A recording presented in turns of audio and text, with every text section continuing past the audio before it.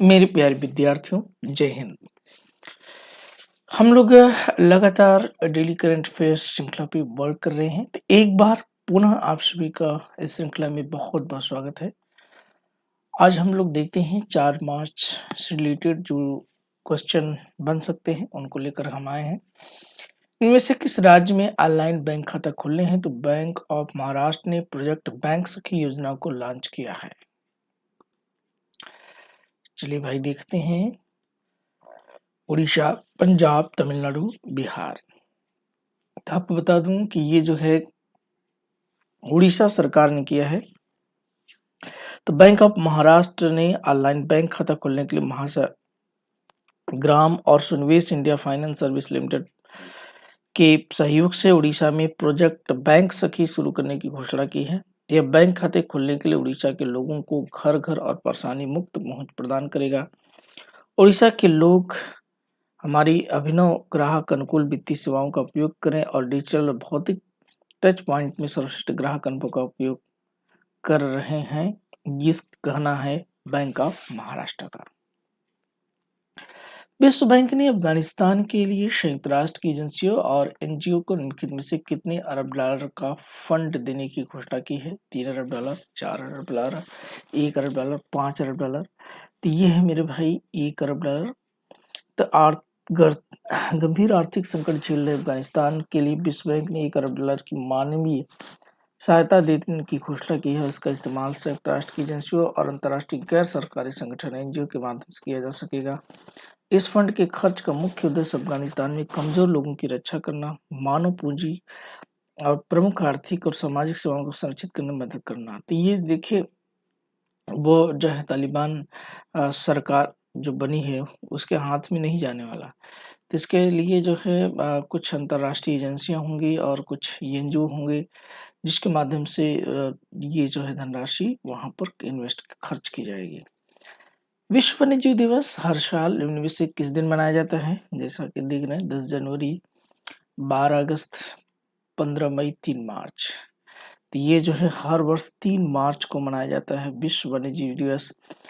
तो विश्व वन्यजीव दिवस जो है ये वनस्पतियों के बारे में जागरूकता बढ़ाने और मनाने के लिए विश्व वन्यजीव दिवस के रूप में मनाया जाता है। और यह वन्यजीव अपराध से लड़ते हेतु तत्काल कदम उठाने का आह्वान करता है जिसका पर्यावरण, आर्थिक और सामाजिक प्रभाव व्यापक है। संयुक्त राष्ट्र महासभा ने 20 दिसंबर 2013 को अपने 18वें सत्र में 3 मार्च को विश्व वन्यजीव दिवस के रूप में नामित किया। अगला है, गूगल ने अपनी गूगल प्ले पास सर्विस किस देश में लॉन्च कर दी है? गूगल ने अपनी प्ले पास सर्विस किस देश में लॉन्च कर दी है? नेपाल, पाकिस्तान, भारत, भूटान। तो आपको बता दूं कि भारत में जो है गूगल ने अपनी गूगल प्ले पास सर्विस भारत में लॉन्च कर दिया गया है। 2 साल पहले प्ले पास को अमेरिका में लॉन्च किया गया था। गूगल प्ले पास की मदद से एंड्रॉयड यूजर्स बिना विज्ञापन किसी ऐप को इस्तेमाल कर सकेंगे और बिना विज्ञापन वाले गेम खेल सकेंगे। गूगल प्ले पास का फायदा फिलहाल 1000 ऐप्स के साथ भी मिलेगा। तो ये जो प्ले पास सर्विस क्या है कि जैसे आप कोई एप्लीकेशन देखिए डाउनलोड जब करते हैं और जब उसको यूज करना चाहते हैं तो उसमें विज्ञापन आने लगते हैं। तो अगर आप चाहते हैं कि नहीं विज्ञापन नहीं आता है तो गूगल प्ले पास ये सर्विस प्रोवाइड कराता है कि आप जो है इसको स्किप कर सकते हैं। 31वें दक्षिण पूर्वी एशियाई खेलों की मेजबानी इनमें से किस देश को प्रदान की गई है? बहुत इंपॉर्टेंट सवाल है मेरे भाई। तो आपको बता दूं कि 31वें जो है दक्षिण पूर्वी एशियाई खेलों की मेजबानी इस बार वियतनाम को सौंपी गई है।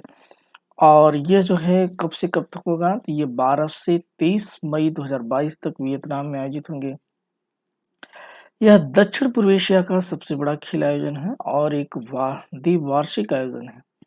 यह कार्यक्रम मूल रूप से नवंबर 2021 में होने वाला था, लेकिन इसे कोविड महामारी के कारण स्थगित कर दिया गया था।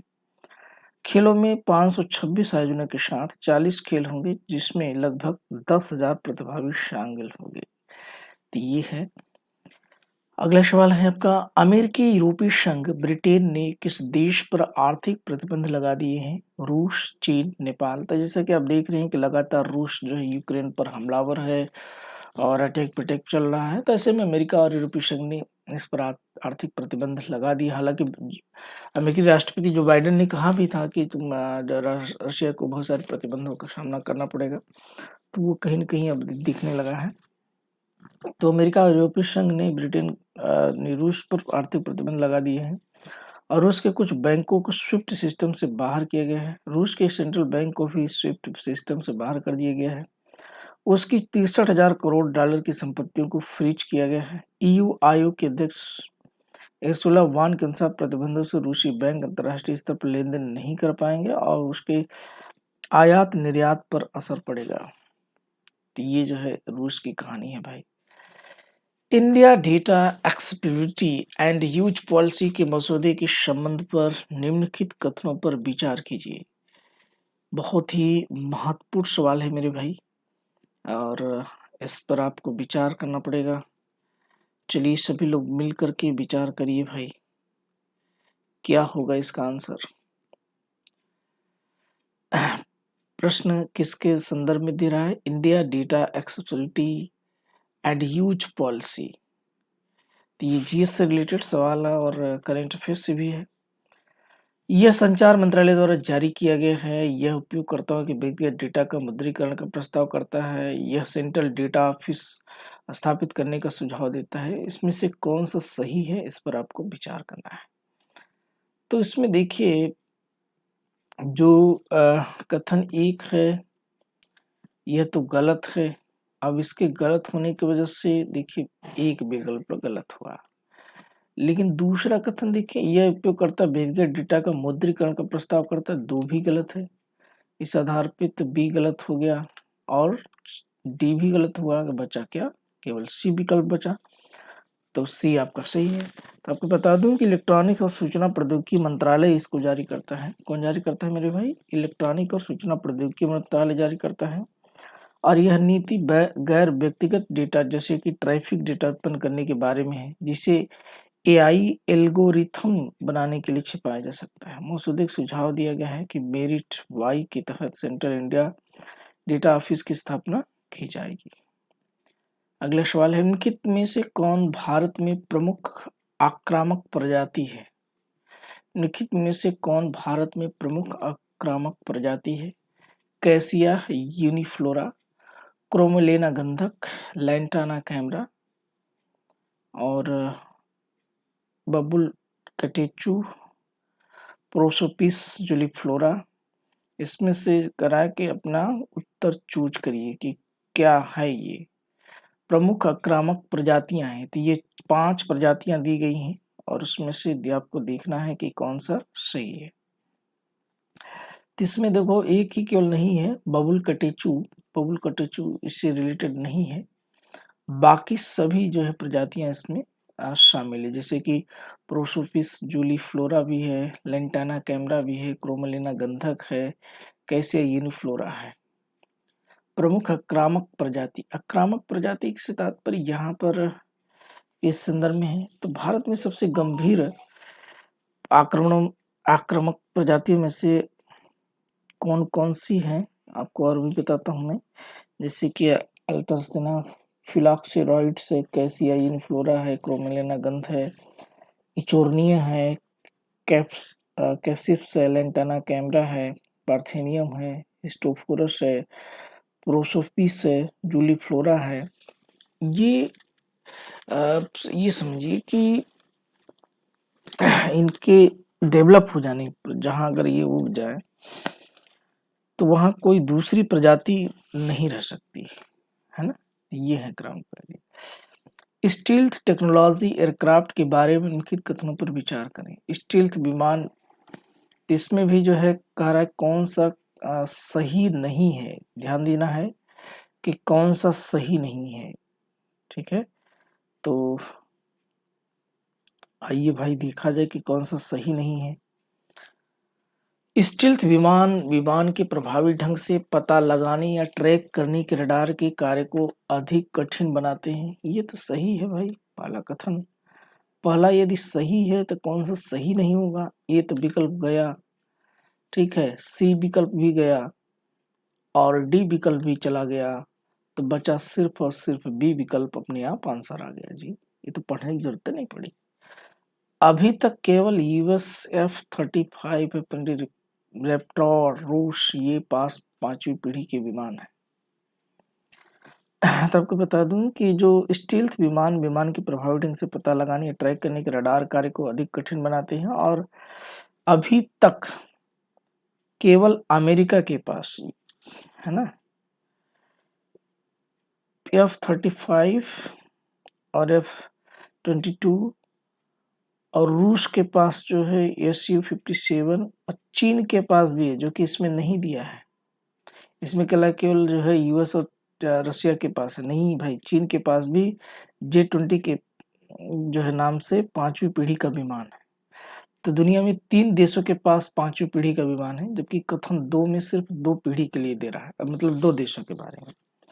तो इस आधार पे हम लोग कह सकते हैं कि 2 आपका विकल्प सही है। तो ध्यान दीजिएगा, पांचवी पीढ़ी के विमान कौन अमेरिका का है F-35 और F-22 रैप्टर, रूस का है Su-57 फेलोन, और चीन का है J-20। चीन का कौन सा है? J-20। निम्नलिखित कथनों पर विचार करिए। WHO ने, अब इसमें देखना क्या है कि सही है, कौन सा सही है। तो WHO ने शहरी क्षेत्रों के 90 वर्ग मीटर प्रति व्यक्ति के हरित क्षेत्र की अनुशंसा की है। तो क्या ये कथन सही है? ये कथन जो है सही नहीं है। WHO ने 90 नहीं 9 किया है, ये 0 काट दोगे सही हो जाएगा। तो 90 तो नहीं होगा। एक कथन के गलत होने पे क्या मेरा आंसर निकल जाएगा? बिल्कुल निकल गया जी। आगे पढ़ने की जरूरत नहीं पड़ रही है। विकल्प 80 आंसर हो गया, क्योंकि एक इसमें भी दिया, इसमें भी दिया है। तो आपको बता दूं दूसरा कथन, भारत के अधिकांश स्तर WHO द्वारा। तो आपको बता दूं कि WHO ने शहरी निवासियों के घरों से 300 मीटर रेखीय दूरी पर 5 मिनट की पैदल दूरी के भीतर सार्वजनिक हरे स्थानों तक पहुंच के अलावा प्रति व्यक्ति 9 वर्ग मीटर हरित स्थान की अनुशंसा की है। और जो FSI रिपोर्ट 2021 के अनुसार 7 मेगा शहरों में वन आवरण के दशकीय परिवर्तन के संदर्भ में पिछले 10 वर्षों में 68 वर्ग किलोमीटर की कुल वृद्धि देखी गई है। हैदराबाद के अतिरिक्त सभी मेगा शहरों या हरित स्थानों में गिरावट हुई है। हैदराबाद एक ऐसा शहर है जिसने प्रति व्यक्ति वन क्षेत्र में 4.3 से 8.2 वर्ग मीटर की दशकीय वृद्धि देखी गई है। यह आंकड़ा 9 वर्ग मीटर के अनुशंसित हरित आवरण के साथ समीप्य स्थापित करता है। तो ये जो है आपका अगला सवाल है, हाल ही में भारत सरकार द्वारा शुरू किया गया ऑपरेशन गंगा किससे संबंधित है? मानव तस्करी पर लगाम लगाना, गलत। यूक्रेन फंसे भारतीयों को सुरक्षित वापस लाना, सही। तो अगर 2 सही है। नदियों के माध्यम जल परिवहन, नहीं। आगामी नवरात्रि गंगा घाटों की स्वच्छता पूरी बनाए रखना, तो बी आंसर है भाई, सब लोग जान रहे हैं। निम्नलिखित में से किस संस्था द्वारा रामलिंगा स्वामी री एंटी फेलोशिप योजना चलाई जा रही है? रामलिंगा स्वामी री एंटी योजना, तो ये किससे रिलेटेड है मेरे भाई? तो ये है जैव प्रौद्योगिकी विभाग से। तो आपको बता दूं कि हाल ही में केंद्र सरकार ने बताया कि रामलिंगा स्वामी री एंट्री फेलोशिप योजना के तहत 550 से अधिक भारतीय बायोटेक्नोलॉजिस्ट भारत में करियर बनाने के लिए वापस लौटे हैं। बता दूं कि आपको रामलिंगा स्वामी री एंट्री फेलोशिप जैव प्रौद्योगिकी विभाग की एक प्रतिष्ठित योजना है, और इसे देश के बाहर काम कर रहे भारतीय मूल के उन वैज्ञानिकों को प्रोत्साहित करने के लिए नियुक्त की गई है जो जीवन विज्ञान और आधुनिक जीव विज्ञान, जैव प्रौद्योगिकी अन्य संबंधित क्षेत्रों में अपने अनुसंधान को जारी रखने के लिए भारत लौटने के लिए इच्छुक है। और इसे 2006-07 में शुरू किया गया था। कब शुरू किया गया था? सन 2006-07 में। अगला सवाल है कि इसमें किन 2 देशों के बीच वार्षिक सैन्य अभ्यास धर्म गार्जियन आयोजित किया जाता है? भारत अमेरिका, भारत ऑस्ट्रेलिया, भारत रूस, भारत जापान। तो आपको बता दूं भाई कि ये है भारत और जापान। तो भारत और जापान के बीच कर्नाटक में वार्षिक धर्म गार्जियन अभ्यास का तीसरा संस्करण शुरू हो चुका है। यह अभ्यास 27 फरवरी से 10 मार्च तक चलेगा और भारत की ओर से इस अभ्यास में मराठा लाइट इन्फैंट्री रेजिमेंट की 15वीं बटालियन भाग ले रही है। इस अभ्यास को साल 2018 से हर साल आयोजित किया जा रहा है। इसका उद्देश्य है दोनों सेनाओं के बीच अंतर संचालन को बढ़ाना, आपसी समझ को बढ़ावा देना।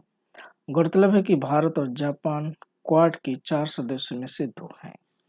तो ये जो है आज का रहा डेली करंट अफेयर्स मेरे भाई। कल ठीक इसी तरीके से फिर सुबह मुलाकात होगी। तब तक के लिए नमस्कार।